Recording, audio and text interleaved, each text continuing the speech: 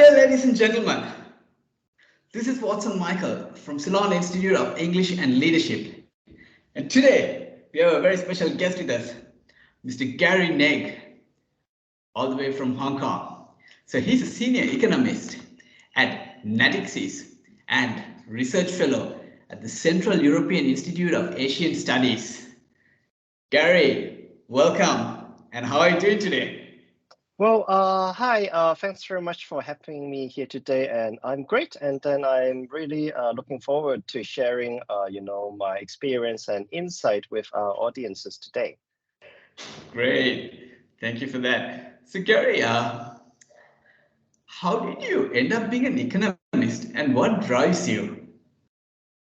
Well, indeed, I think I don't think I have my career path at a very clear way from the beginning, right? Because actually, when I started studying university, I started with doing a double major, which is about engineering and economics. And I mean, most people would probably think that these two are not so related, which is also true in a sense that because I didn't really know what I want to do, and I tried to eliminate, other options that I don't want to do. So these are the two fields that I actually end up being with. And of course, sometimes it will take, different experiences or, different occasions to kind of understand myself more. So I did try a few jobs in engineering. And by the way, I was doing civil engineering at that time, so which means that I need to help on, building, let's say, bridges or houses or different type of electricity network, not from the electricity point of view, but the structure itself, right?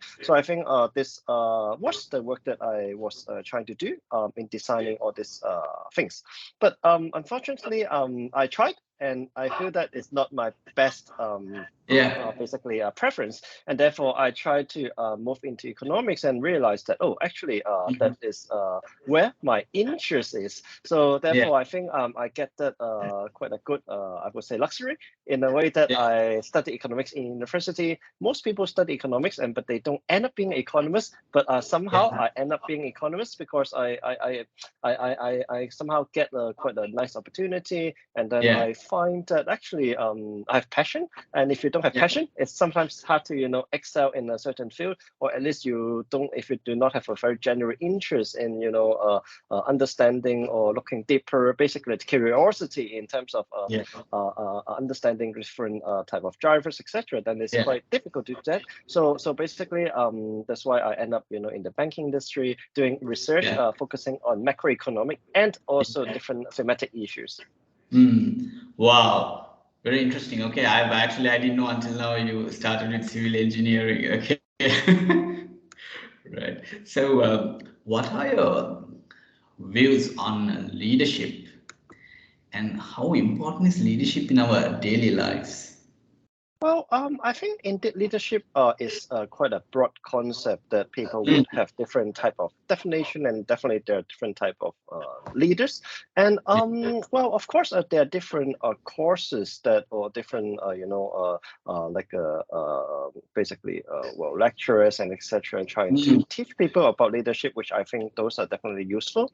But at the same time, a lot of this theory is kind of on the book or basically case studies, right? I believe most people learned leadership all the way through the experience, either from work, life, and etc., to build up that character in what kind of style or how to manage different things, or how do you motivate your team, etc. I think all of this are actually quite important in combining the theoretical aspect or case studies together with the real life experience. So I think this is something that I feel is particularly important. And of course, I need to say humbly that I don't think I'm, like a very, a big leader managing a very huge, like a number of people in the organization. As you see, I'm still quite young. Hopefully, it looks that way. And so basically there's still a long way for me to go in terms of becoming like a true leader, let's say in like a bank or different organization, etc.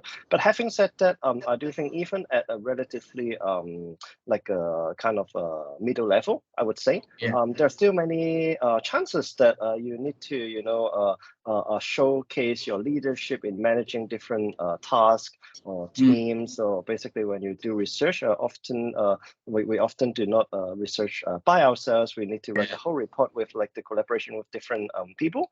Some of them may be an expert in different fields. Some of them may be more junior. So I think it's very important to have leadership in this type of work. Absolutely. So getting back to that leadership, Gary. See, I mean, like you said, like it differs from people to people, right, and places to places. So, but I totally feel like sometimes leadership, we don't need a title for leadership, because when we do something great or when we post great content, that brings the lead out in us. Now, for example, like when I see you posting, okay, on LinkedIn, you do a masterclass, like about let's say about a 1.5 hours to 2 hour masterclass, a type of content which you do in about 3 or 4 paragraphs, and which when you put it, I mean, everything goes into the head, right? So you do it in such a way.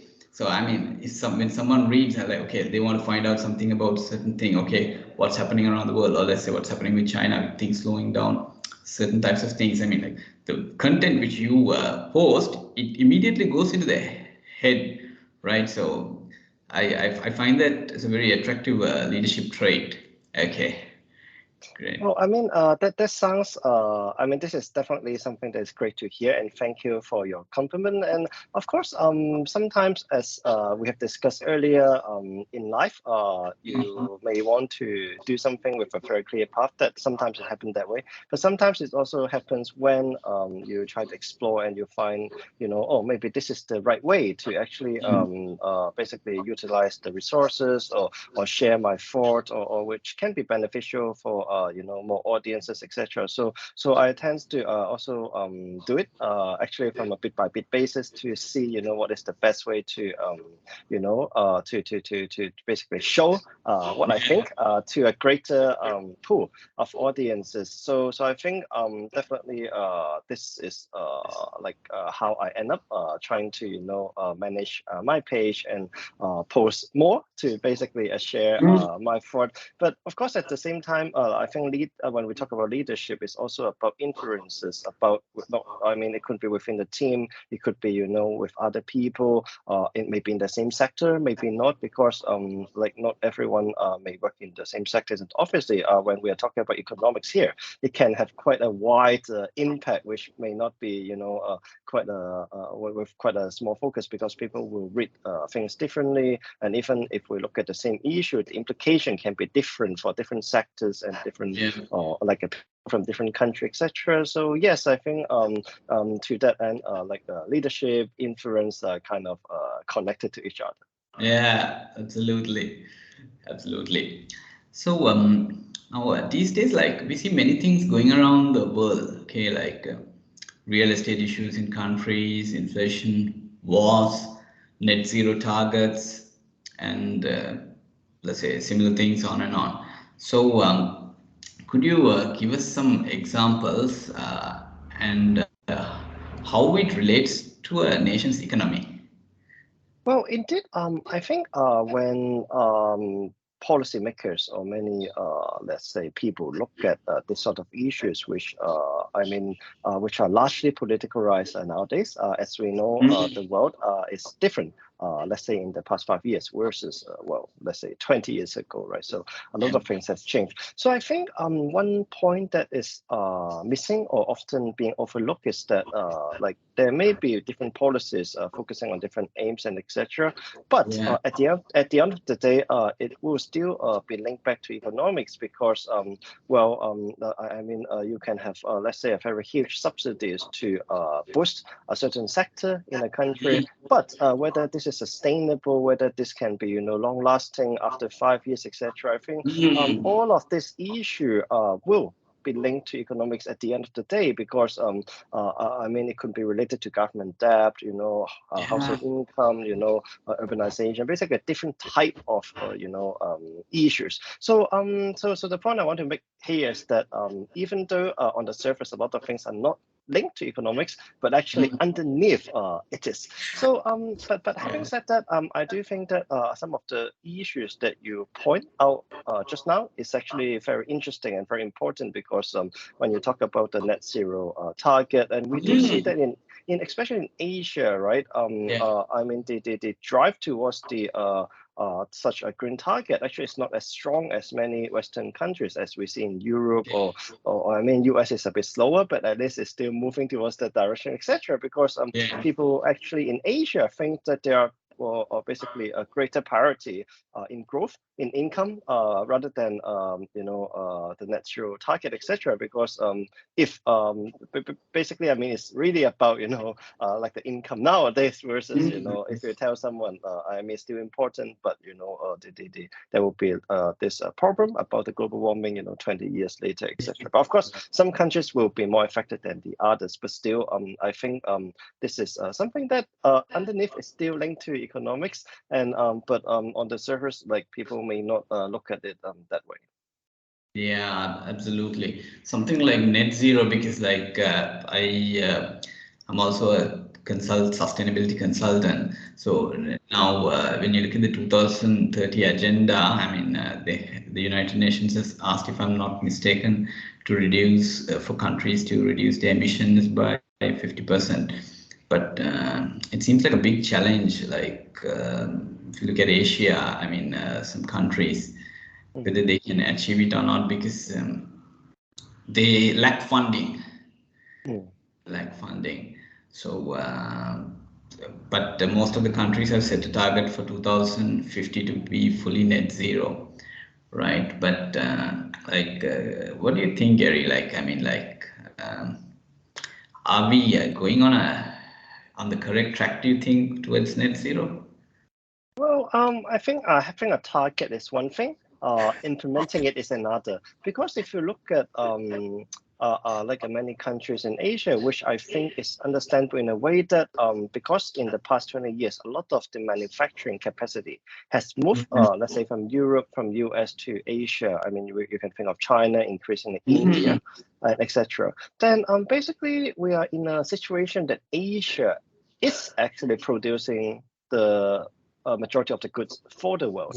And then, of course, I don't think the world can achieve net zero without Asia, given the very heavy share in the industrial production around the world. But at the same time, because most of the Asian countries are still in a relatively early development cycle, which basically means that a lot of time there could be more priorities in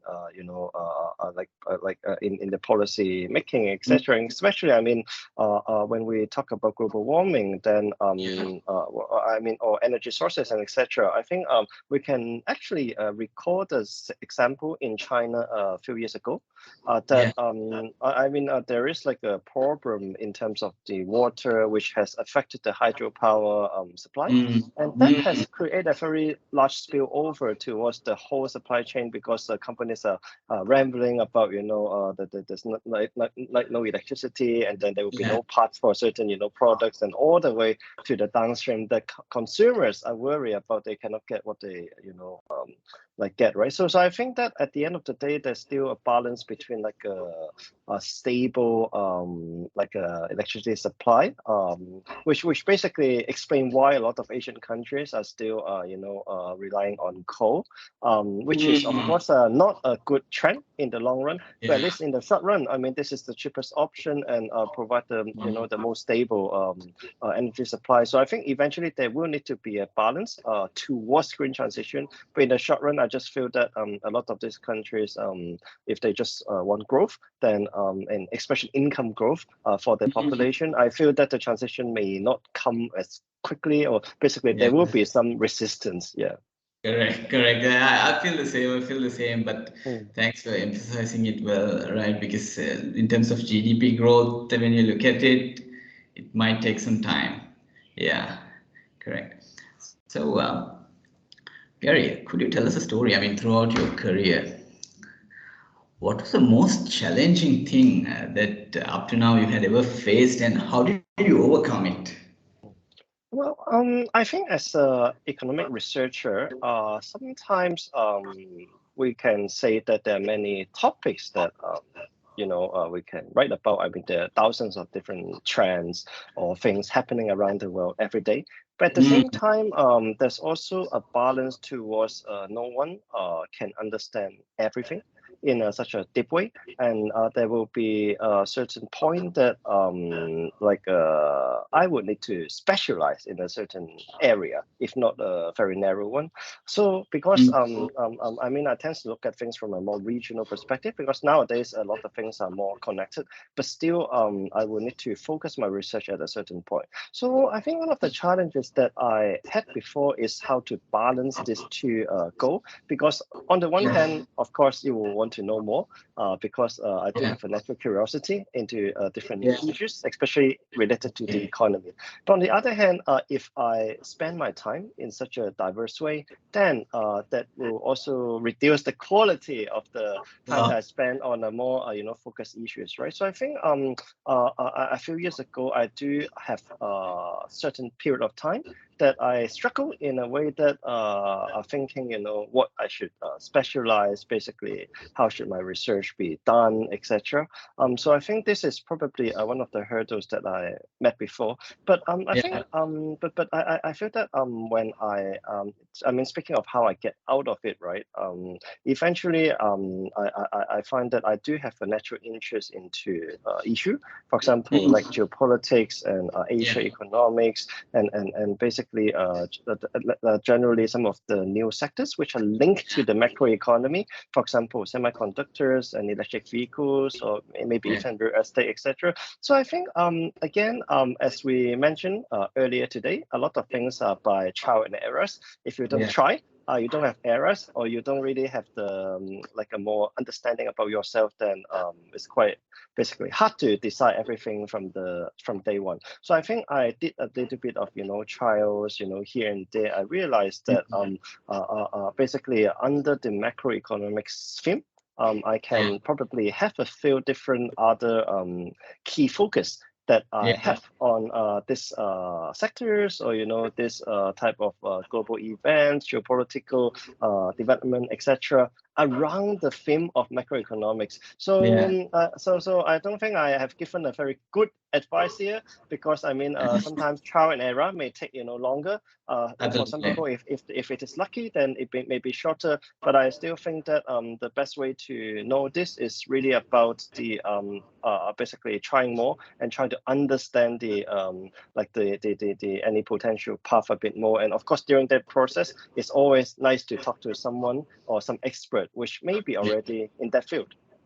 Absolutely. So that's what I'm doing right now, talking to an expert in economics, right? So when you said you like about Asia, yeah, I mean, I'm still telling again, I mean, the way you articulate it and you emphasize it, it's super cool, okay? And highly, it just goes into the head like this. So, I mean, everyone don't have a talent to do something like that where when somebody reads it, I mean, even let's say a fresher who joins college even might easily be able to understand what you post. Great. So yeah. So what are some reliable news platforms we can follow in order to enhance our knowledge about economics? To start with, I would say follow my LinkedIn, because I do try to, produce different content, as you mentioned, in a very short and precise way, and I also try to update on a very frequent basis on some of the very timely issues. But sometimes there could be some issues that are more like structurally important, and like, for example, the supply chain diversification generally in Asia, the US China decoupling, etc. I would also try to Mm, talk about these topics. But beyond that, because obviously this is a very small part of the whole economic world, and I do think that in a lot of news outlet or research platform, there are many experts trying every day to mm, produce different content about finance, economics, and etc. I mean, if we start with some of the more timely, flashy news, obviously Bloomberg or Financial Times, those are the ones that can provide the audience a very quick update about what is going on around the world every day. But of course, sometimes it's good to know what is happening immediately, but it's also need to pause and look into some kind of longer articles in understand the longer term trend.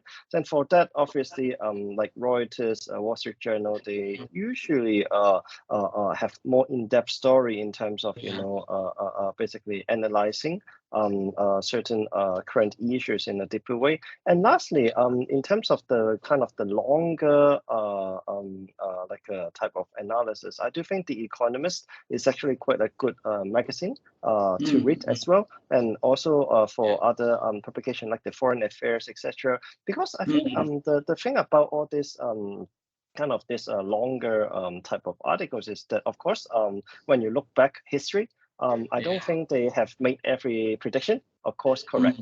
But it outlined that, this sort of topics to actually allow you to actually think deeper into that issue. And if you find it interesting, you can, based on that and try to, basically find other sources, etc., to understand the issue a bit more. So I think all of these are quite good platforms that can provide quite a like an overall view from something flashy all the way to the in-depth analysis or like any potential trend prediction about the future.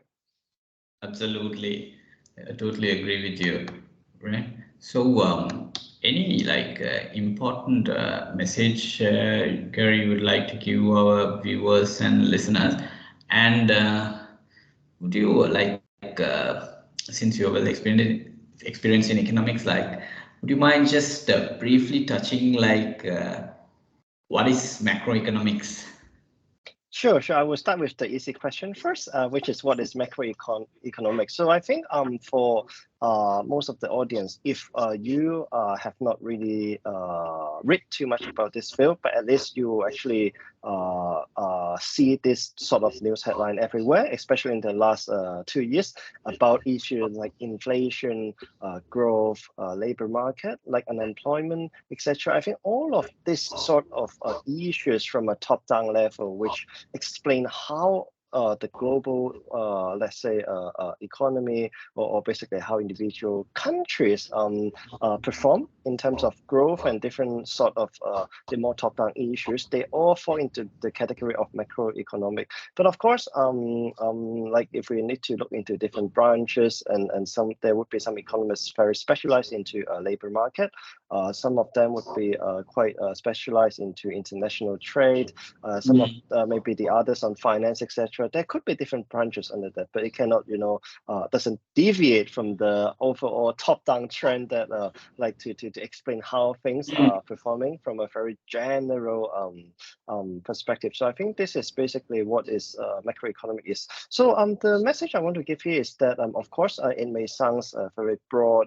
It doesn't seem to be quite related to life sometimes, but indeed it's quite an important one because as we see in the past 2 years, I mean prices are important for residents to actually have a stable life, or also for the wealth accumulation, etc. Because if you have a situation like, for example, Argentina, then people are basically rushing to the to the grocery stores every time after they get the salary, because inflation is high. Then obviously that will create other economic problems in general. So I think that even though the issues or the topic of macroeconomy seems to be quite distant from daily life, but indeed it is actually together with every one of us every day. So therefore I think it's something that deserves basically greater attention. And yeah, I mean, if you find it interesting after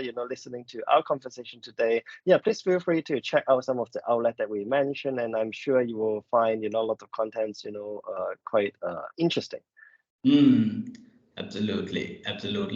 Any final message you'd like to give in your own words? Anything for all those people who need motivation, right? So like you started in civil engineering, but you ended up being an economist, Okay. Well, I think of course there is a bit of detour in terms of my studies or academic life, or basically Mhm. from my work. But I think even though there may be like a detour from the original path when you are kind of in the finishing line and when you look back, but still you will always learn something when Mm. you actually have this sort of detour. Because, for example, when I am doing my economic analysis right now, sometimes I would actually use some of my soft skills that I may have learned in the engineering degree. For example, things like modeling or like the basically things related to numbers, etc. So Mm. of course, I would say that I haven't been able to use my knowledge in terms of home construction in my Yeah. current job. But still, there are different skill set that has basically enabled me to Yeah. get into the current type of research role. So Mm. it would never be like a waste of time, and people, or I mean, everyone has a different path. So I think this is the message I want to say, is that even though you may be maybe turning a few corners in the street until you actually reach the destination like you want to be, as long as you are on the way, then I think you can always get something out of it. And lastly, of course, for the as an economist, I do want more people, getting like basically more general interest into this field, Yeah. etc. So I do hope that people will look at this topic a bit Yeah. more in the future. Yeah. Absolutely. So, Gary, thank you very much for taking time and doing this valuable podcast with us. All right. Thanks very much for having me today. Absolute honor.